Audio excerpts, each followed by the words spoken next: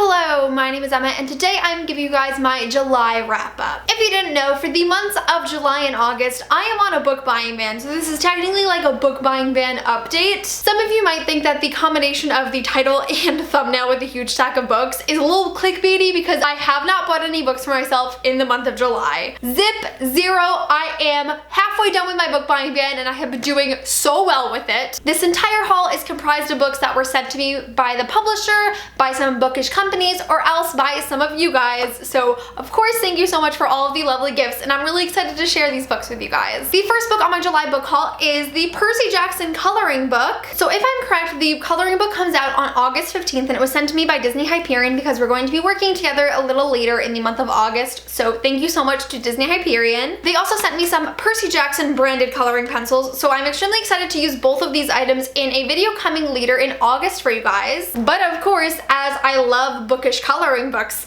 I'm so happy to have the Percy Jackson one. There's so much cool art in this. Like, I spent a day yesterday just like looking through it, and I love how it like perfectly captures the aesthetic of Percy Jackson. It's a fantastic coloring book. It's illustrated by Keith Robinson, and I would definitely recommend picking it up later this August because I cannot wait to color in it. So the next book in my July book haul, I actually wanted to give away from Sarah Vetter. So thank you so much to Sarah for sending me a copy of Harry Potter and the Philosopher's Stone by J.K. Rowling. As you guys know, last month I bought the 20th anniversary edition of Philosopher's Stone in the Slytherin hardback, and as I am a Slytherador, I got the Gryffindor hardback and I'm so excited for it. I actually recently posted a review of Philosopher's Stone, so if you haven't checked that out yet, you definitely should. It's in the description. But what I said for the Slytherin edition of the Philosopher's Stone 20th edition goes over the Gryffindor edition. I love that we have like some extra content in it. We have some information about Godric Gryffindor. We have a map of the castle, and of course we have these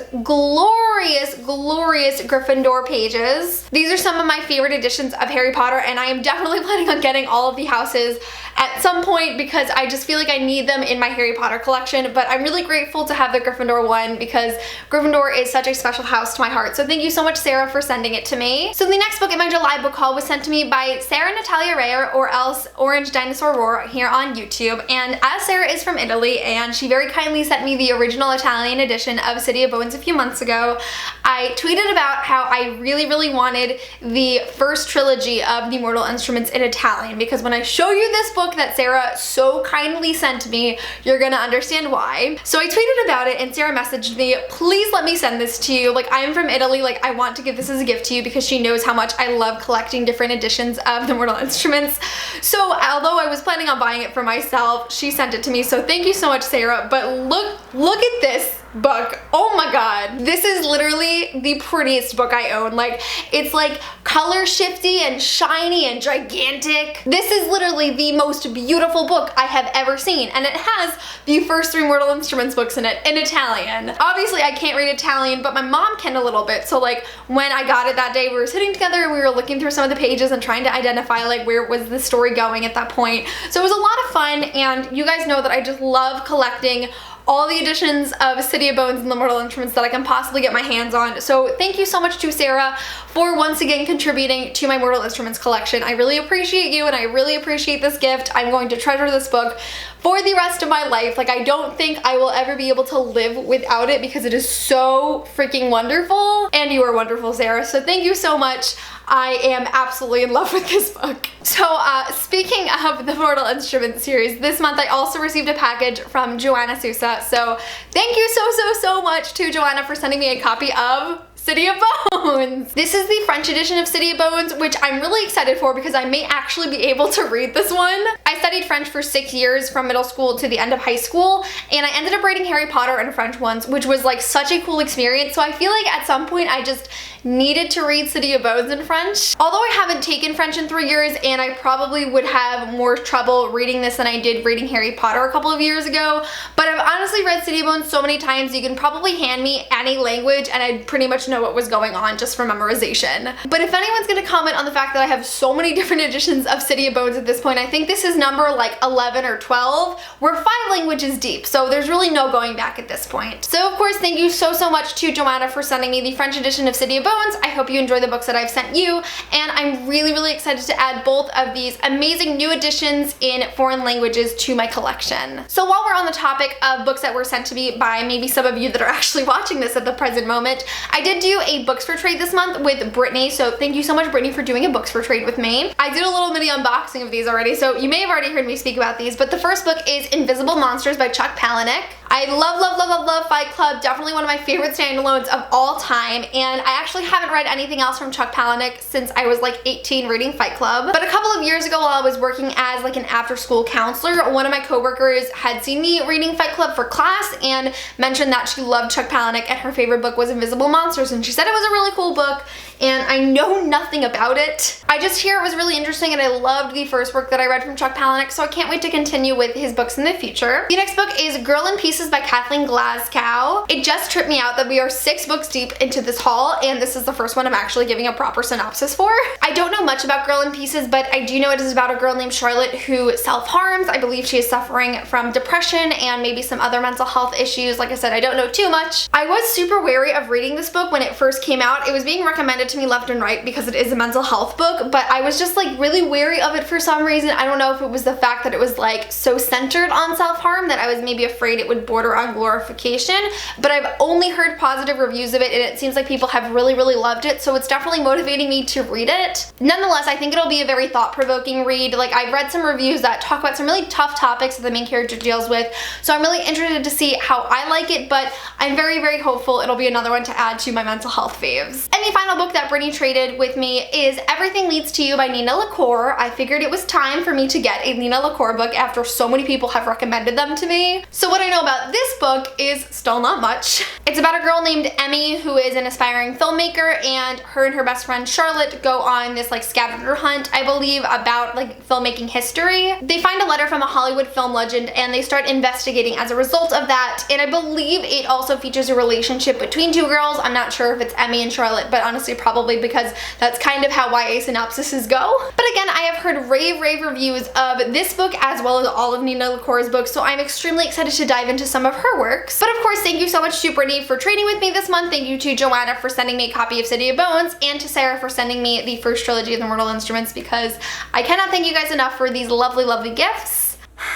So I forgot some books. There's just a few books that I forgot in my original filming of my July book haul, so I'm just gonna insert them here. The first book was sent to me by Jonathan from Gryffindor Books, and that is Because You Love to Hate Me, edited by Amory, and it features the anthology of villains from different YA authors and also some little bits from some of my favorite booktubers. Now, when I decided to go on a book buying ban for the months of July and August, I went through the new releases to make sure that like there was nothing I needed to read immediately that would make me be tempted to break my book buying ban, and Because You Love to Hate Me was literally the only one I was like, I can't believe I'm not gonna be buying it this month. So thank you so much to Jonathan for actually putting it in my hands. There are just so many different YA authors and booktube friends in here that I really want to support, and I have been wanting to read this since it was first announced, so I'm extremely excited to have it. The next book was sent to me by Swoon Reads, and that is an arc of The Big F by Maggie Ann Martin. The Big F comes out this August, and it is all about a girl named Danielle who is a senior in high school, and after failing her English class, her college application, the one she sent in, was denied. So Danielle enrolls in her local community college to hopefully get her grades up, get back into her mother's good graces.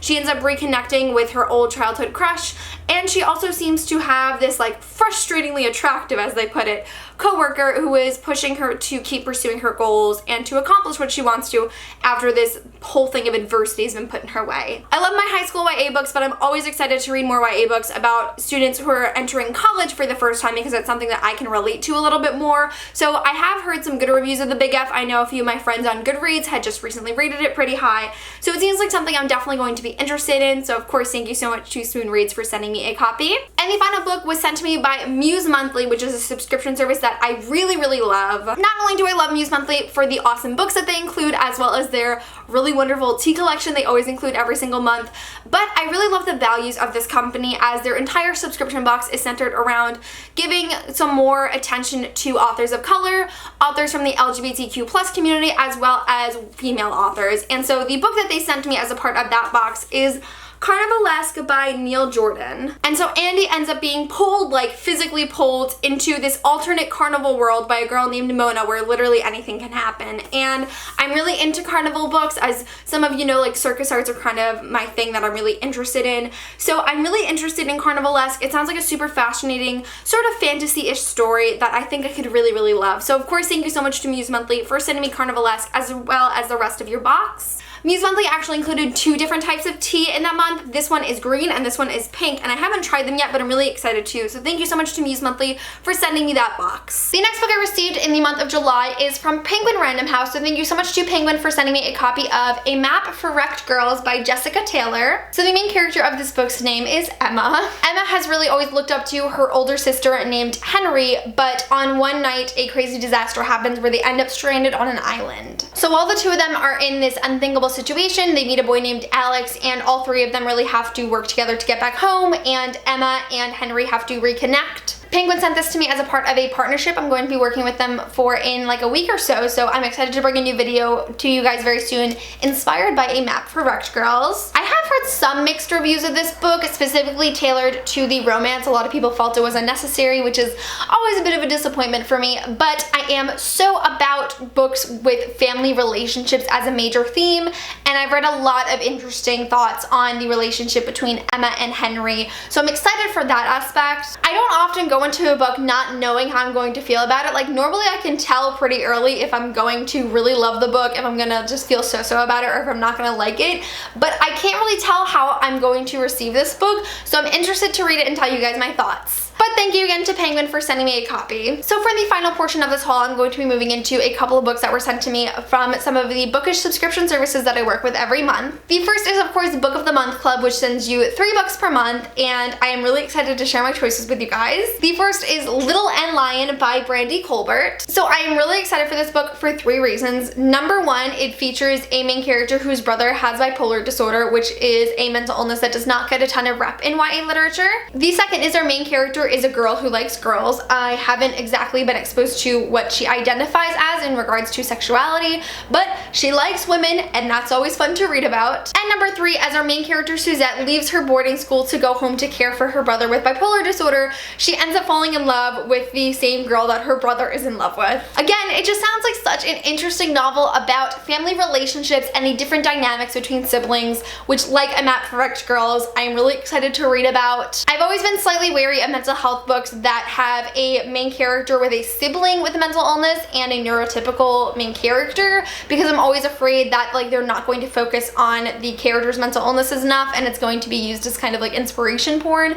But I have heard really great reviews of this book that it does not feed into that whatsoever, and it has great representation for women who like women as well as bipolar disorder, so I can't speak on it yet, but I'm really excited to read it. So the next book from Book of the Month Club is Fierce Kingdom by Phillips. So Fierce Kingdom is an adult suspense thriller novel that honestly does not have too much information in the synopsis, but it sounds epic enough for me to want to read. The story starts as our main character and her young son are leaving the zoo after a full day there, but as she is entering like the exit gate area, she ends up turning around and running throughout the closed zoo all night long, heading through hidden passages and hiding from something that isn't exactly clear in the synopsis. I don't know what it is about the synopsis, but it sounds so fascinating to me. Like it definitely sounds like the sort of adult thrillers that I love to read, and I think it's something I'm really going to enjoy. So the last book from Book of the Month Club is The Blinds by Adam Sternberg. This book has a seriously fascinating premise. It is all about this town in Texas called The Blinds that is populated entirely by criminals.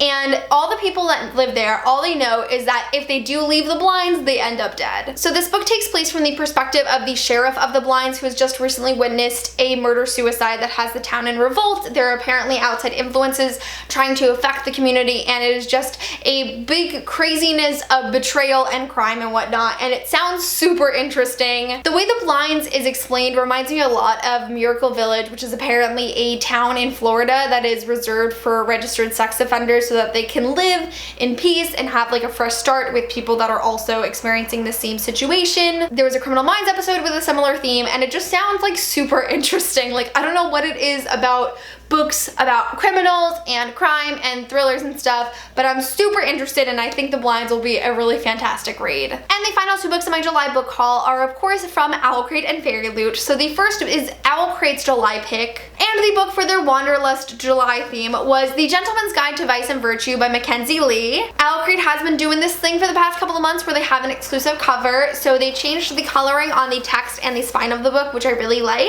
If you haven't seen my Owl Crate unboxing for the month of July, I'll link that below as well, but I am so excited for The Gentleman's Guide to Vice and Virtue. I can't even explain it to you. If you have not heard about it though, I don't know where you've been if you haven't. Follows our main character named Monty, who is bisexual and about to embark on a journey across Europe before he is meant to take over his father's estate with his best friend, whom he is also in love with, named Percy. Essentially, while Monty and Percy are on this road trip, Monty does something wrong, makes a bad decision, and it totally changes the pace of the road trip, and I have heard nothing but good things about this book. It sounds amazing. I'm really interested in also listening to the audiobook as it is narrated by Tom Riddle from Chamber of Secrets. I legitimately don't think I have heard a single bad thing about this book, so I'm really excited to read it. So of course, thank you so much to Owl Crate for sending me your July box. And finally, we have my book from Fairyloot's July box. Their theme was Tricksters, and the book they decided to include was Daughter of the Burning City by Amanda Foodie. This is a debut novel that I actually read this month as I received an arc of it at BEA, and oh my god, this book is so amazing, you need to pick it up. Daughter of the Burning City is a story that takes place in this traveling festival called Gomorrah, where people of all different types of magic come together and perform for a lot of the onlookers at different towns. So our main character's name is Serena, and her type of jinx magic is illusion. So she's able to create these elaborate illusions that are so lifelike, but they aren't real. And as a result of her powers, she has created like this entire family of illusions for herself that she loves, that are very close to her, but for all of her life she has believed that they are not real. Until one day her illusions are starting to be killed off, and it seems like there is a murderer in Gomorrah that is targeting her illusions. So to avenge the deaths of her family members and find out who has been killing them, she starts two different investigations, one with her father, who is the proprietor of Gomorrah, and it is like the official investigation where they are hellbent on finding this person because they believe it is related to like this looming war. And the second investigation that she begins is with a boy named Luca, who she meets, who is a poison worker who is unable to die, and he believes that it is somebody within Gomorrah who is attacking all of her illusions. And so it is really just the race to find out who is killing them, why, and how. I gave it 5 out of 5 stars. I will be talking about it more in my July wrap-up, but there are just so many reasons to love this book. The magic system, all of the excitement of the investigation. There are also some characters from the LGBT community. No labels are explicitly exchanged in the novel, but I believe our main character is bisexual. I believe her love interest is demisexual, and the sister of the main character is a woman who loves women. It's fabulous. Please read it. Please support this book. Please support Amanda because I love her, and I would just really recommend it. So thank you so much to Fairyloot for including this awesome book in your awesome box. So that is really it for my July book haul. My July no buy book haul, because I am doing so well with my book buying ban thus far. I have one more month to get through, and I really believe I can do it. If I made it through July, I will definitely make it through August. Thank you again to the lovely publishers, companies, and friends who have sent me some of these amazing books this month. I really cannot wait to dive into each and every one of them. Let me know in the comments below if there are any books here that you've read, or maybe you've heard things about that you're interested in reading, or what your opinions on them were, and of course what your favorite read or book that you bought in the month of July was. But that is it for this video. Thank you guys so much for watching, and I will see you soon for a new video. Bye!